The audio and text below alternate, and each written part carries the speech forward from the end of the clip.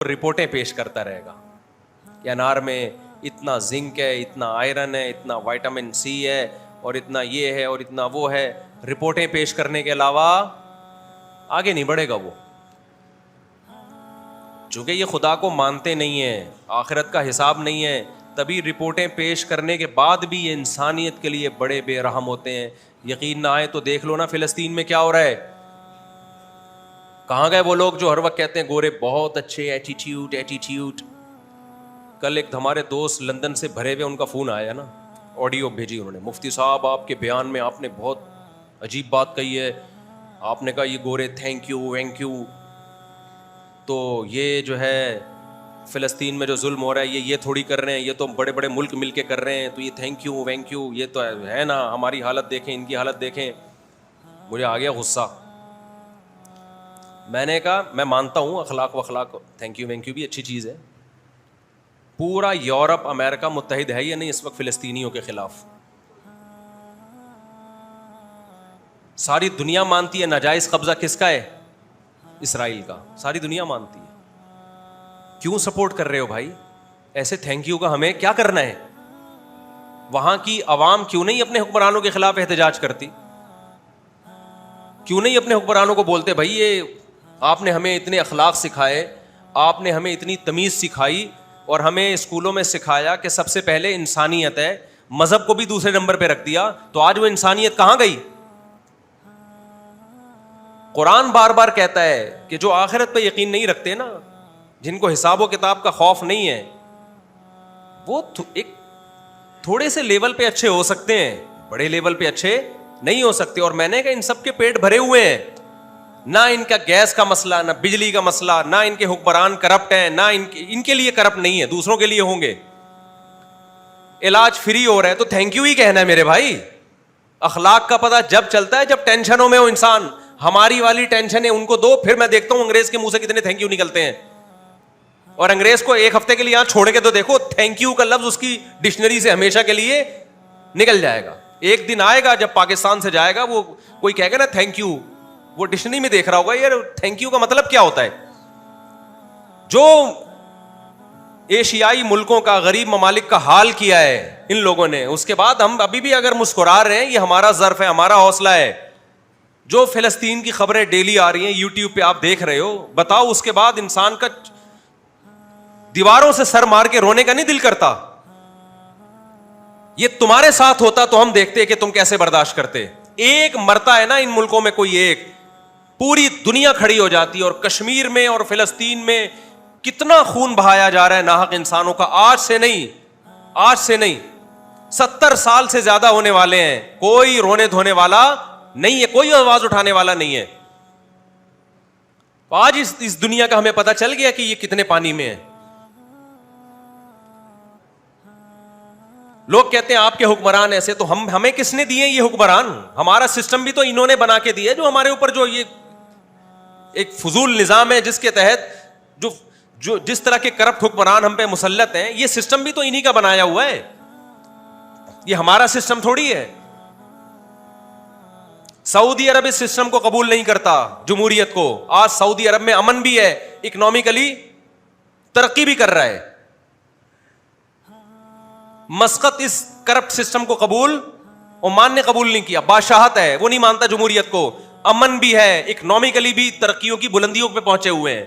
हमारे यहां जो जमहूरियत का गंदा सड़ा हुआ पलीद निजाम है, इसमें कभी भी आप 100 साल में भी मुल्क में तरक्की की उम्मीदें मत रखो। ये नेचुरल है ही नहीं।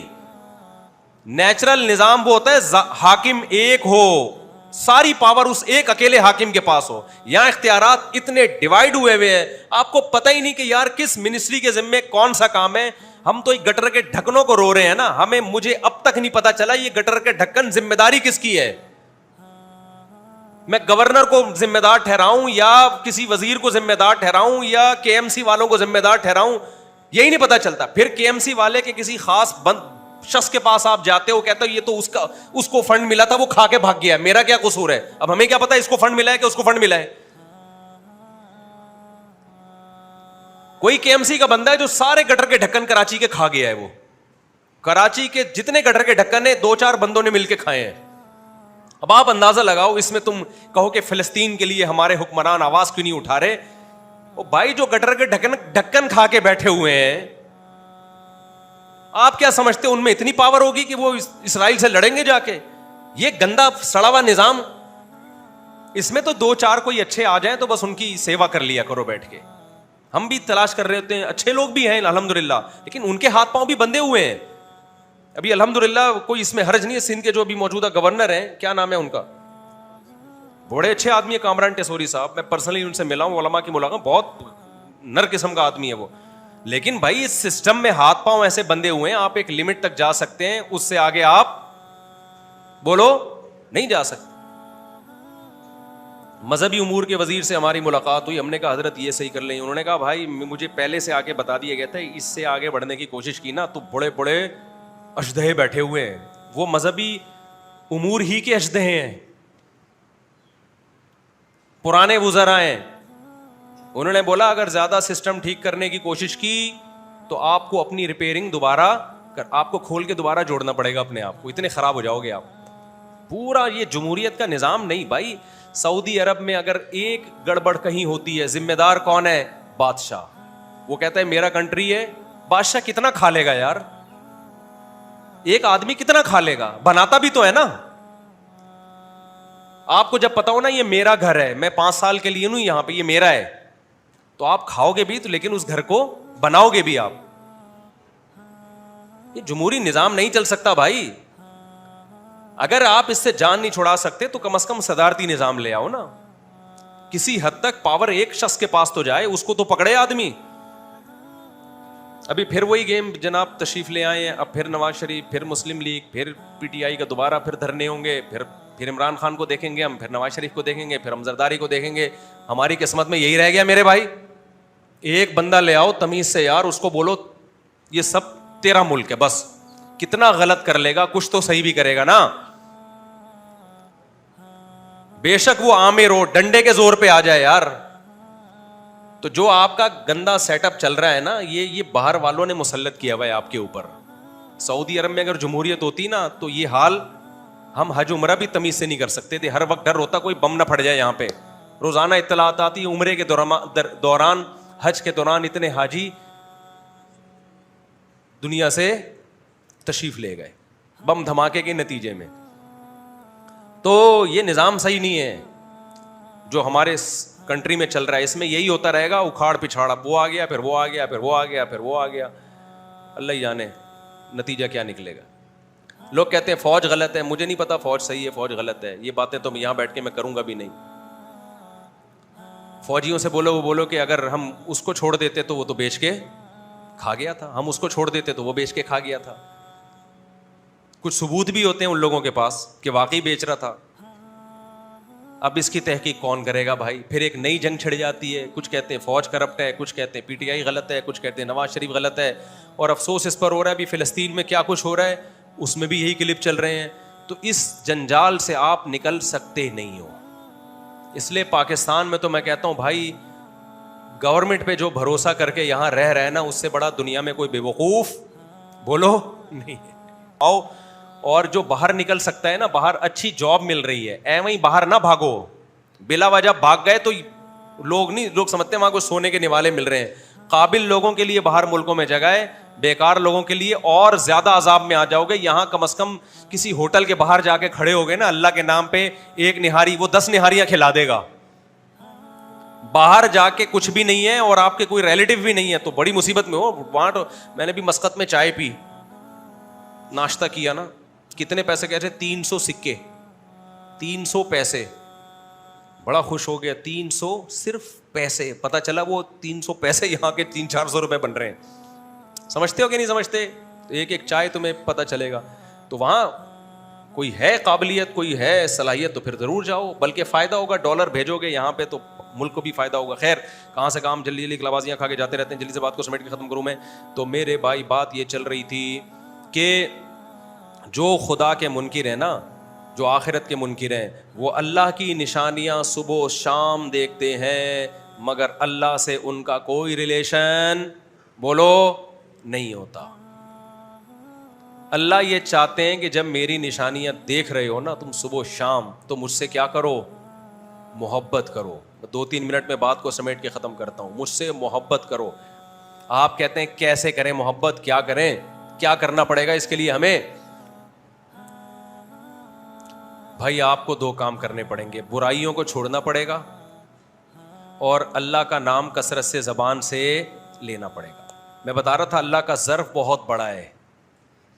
بڑے سے بڑے سیٹ کو چھوٹی سی گفٹ دو تو وہ یوں لے کے رکھ لے گا, لیکن حدیث میں آتا ہے جو اتنا طاقتور بادشاہ خدا ہے, جب کوئی بندہ شدید پیاس میں پانی پی کے کہتا ہے نا الحمدللہ, اللہ کا شکر ہے, تو اللہ اس سے خوش ہو جاتا ہے.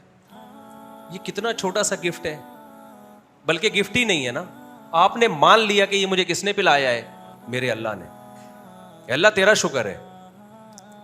کافر یہ کام نہیں کرتا, ہندو یہ کام, وہ پیے گا اور سیراب ہو جائے گا اور ایک رپورٹ پیش کرے گا کہ شدید پیاس میں اتنے گلاس پانی پینے سے پیاس بجھ جاتی ہے, اور جب پانی ہماری باڈی میں جاتا ہے تو بلڈ کو یہ فائدہ ہوتا ہے اور یہ چیزیں ہوتی ہیں.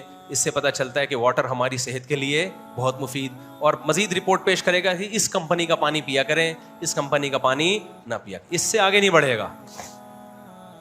مسلمان کو جب پیاس لگتی ہے اور پانی پیتا ہے تو کیا کہتا ہے, الحمدللہ الذی اطعمنا وسقانا, کھانا کھاتا ہے پانی پیتا ہے, تمام تعریفیں اس اللہ کے لیے ہیں جس نے ہمیں کھلایا. شدید بھوک میں کیسا مزہ آتا ہے. تبھی میں کہتا ہوں روزے رکھا کرو, افطاری کا بڑا مزہ ہے. جب دسترخوان پہ انسان بیٹھتا ہے نا, اللہ کے لیے بھوکا پیاسا ہو کے جب بیٹھتا ہے, کتنا مزہ آتا ہے. اس کھانے کی میں الگ ہی روحانیت ہوتی ہے. ہمارے ایک دوست پشاور میں, بوڑھے آدمی, گپ شپ ہو رہی تھی ان سے. اب تو لوگ آٹو پہ آ گئے, میں کہیں بیٹھتا ہوں تو آٹومیٹیکلی 4 شادیاں شروع کر دیتے ہیں, میں نہیں بھی چھیڑ رہا ہوتا شروع. تو میں وہاں بیٹھے ہوئے بزرگ سفید داڑھی والے, روس کے دور میں افغانستان میں بڑا جہاد کیا انہوں نے, تو کسی نے بات چلا دی کہ جی 4 شادیاں ہوں, بابا جی آپ بھی 4 شادیاں کرو. تو انہوں نے کہا مولوی صاحب مزہ اللہ نے خدا کی قسم صرف 2 چیزوں میں رکھا ہے. ایسے جذبے کے ساتھ کہا نا انہوں نے کہ ہم اپنے آنسو نہیں روک سکے, اتنے جذبے کے ساتھ. انہوں نے کہا ایک اللہ کی راہ میں لڑنے میں, جب خدا کے لیے انسان لڑتا ہے نا اللہ کی راہ میں, وہ منظر ہی الگ ہوتا ہے. اللہ کو کیسا پیار آتا ہے نا, یہ بندہ جان ہتھیلی پہ رکھ کر میری خاطر لڑ رہا ہے.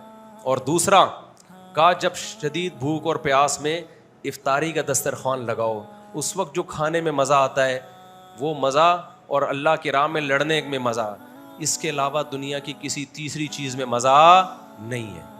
میں نے کہا بالکل صحیح کہا, بالکل صحیح.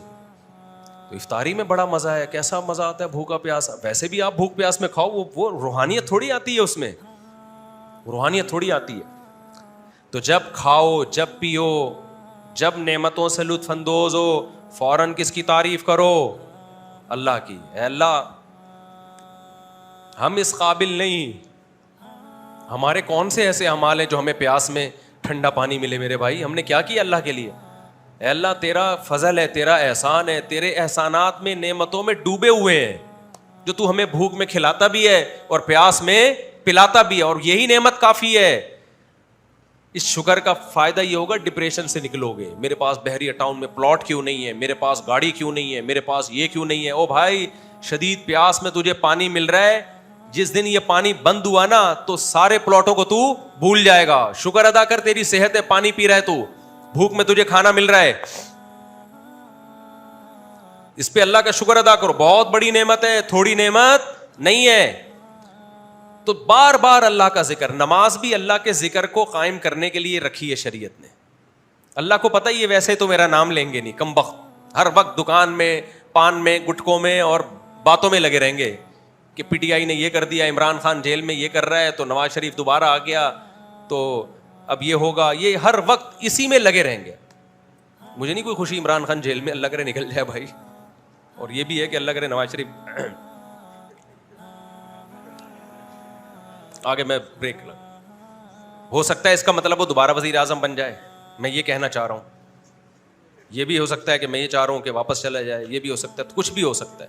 لیکن میں ایک بات مانتا ہوں, بھائی نواز شریف آ جائے یا عمران خان آ جائے, جو بھی آئے آئے پاور میں, پاورفل آدمی آئے, ایک طاقتور آدمی آئے تو, اور جو بھی آئے نا اس سے اتنی نفرت نہ کرو جتنی ہم کر رہے ہیں. دیکھو جب تک کوئی وزیر اعظم نہیں بنے نا, وہ ایک سیاسی لیڈر ہے, جو مرضی کرو. جب بن جائے تو ملک کا فائدہ اسی میں ہے کہ سب مانے اس کو, چاہے وہ عمران خان ہو, چاہے وہ نواز شریف ہو, چاہے وہ زرداری ہو.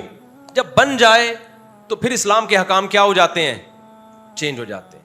کیونکہ اگر ملک کے حکمران سے آپ کو لگاؤ نہیں ہوگا, میں نے عربوں میں دیکھا ہے جتنے مرضی ہوں کوئی اپنے بادشاہ کے خلاف ایک لفظ استعمال نہیں کرتا.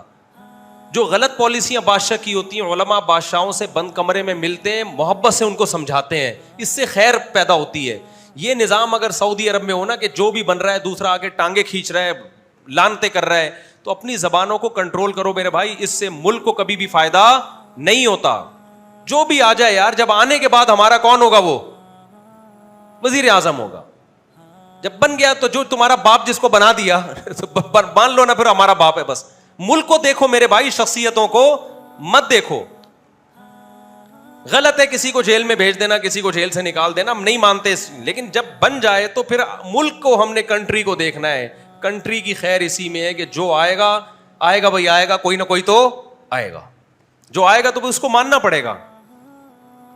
ورنہ ملک تو اگر سارے اسی طرح خلاف ہو جائے